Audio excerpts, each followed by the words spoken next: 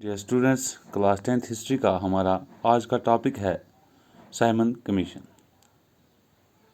जैसा कि हमने नेशनलिज्म इन इंडिया जो ये मूवमेंट थी, ये अगेंस्ट द कॉलोनियल या ब्रिटिश रूल के खिलाफ थी। ये रूल जो है कॉलोनियल या कंपनीज रूल, इनकी सदारत जो है वो बरतानिया से होती थी। और यहाँ पे इनकी कंपनी जो है ईस्ट इंडिया कंपनी जो है वो हिंदुस्तान पे अपना रूल करती थी।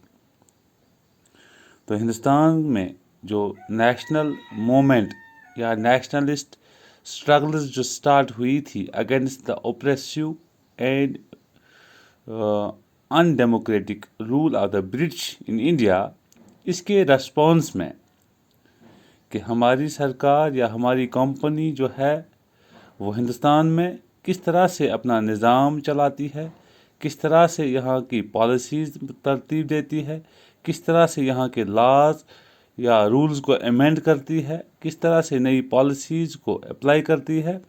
ये चीज़ें देखने के लिए कि इनके बावजूद भी जो है हमारे खिलाफ हिंदुस्तान के लोग क्यों इकट्ठा, हमारे खिलाफ जो है हिंदुस्तान के लोग क्यों रेजिस्ट करते हैं, इस पूरी सूरत हाल को देखने के लिए जो है ब्रिटिश गवर्नमेंट ने जो बरतानिया में थी उन्होंने एक कमीशन बिठाया under the chairmanship of sir John Simon on 8 सितंबर 1927।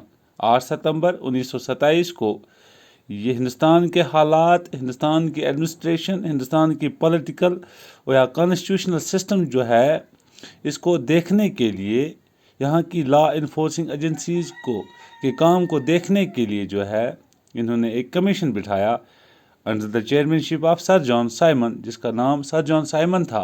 तो साइमन जो इसका चेयरमैन था, तो इसी के नाम से हम ये कह सकते हैं कि ये साइमन कमीशन था।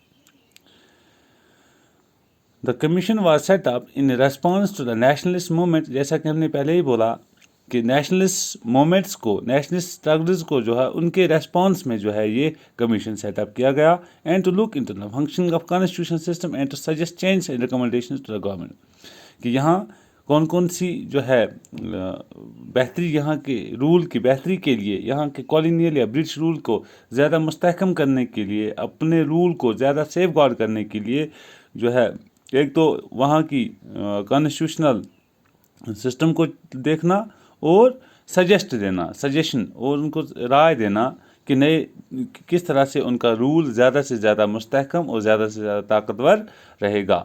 The commission arrived in India in 1927।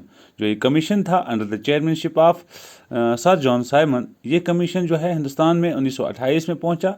लेकिन बदकिस्मती की बात यह है कि having all 7 members from English community, तो इस कमीशन के टोटल 7 मेंबर्स थे, लेकिन पूरे 7 मेंबर्स जो थे वो इंग्लिश कम्युनिटी से या ब्रिटिश जो है ब्रिटिशर्स थे, and did not have a single Indian member.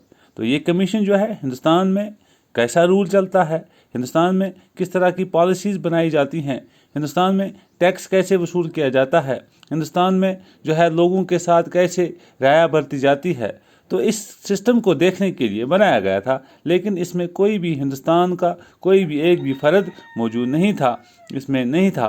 तो जो है अगर हिंदुस्तान के लोगों के जो है हित के लिए कोई बात करना है तो हिंदुस्तान के लोगों को भी इसमें शमूलियत होनी चाहिए थी, लेकिन हिंदुस्तान का एक मेंबर भी इस कमीशन में नहीं था। Indians बायकॉटेड this.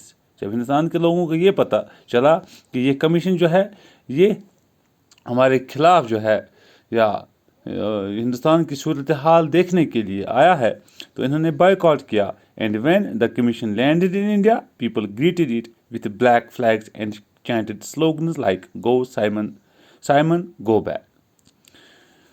इन्होंने नाराज़गी का इजहार किया और इस कमीशन को बायकॉट करते हुए जो है ब्लैक फ्लैग से इनको ग्रीट किया और नारा लगाया साइमन गो बैक, कि साइमन वापस जाओ, हमें आपकी ज़रूरत नहीं है। तो ये था हमारा आज का शॉर्ट टॉपिक साइमन कमीशन। तो नेक्स्ट टॉपिक जो है वो हमारा इंशाल्लाह सिविल डिसोबीडियंस और या डॉली मार्च जो है उस पर हम जो है अगले टॉपिक पे बात करेंगे। Thank you.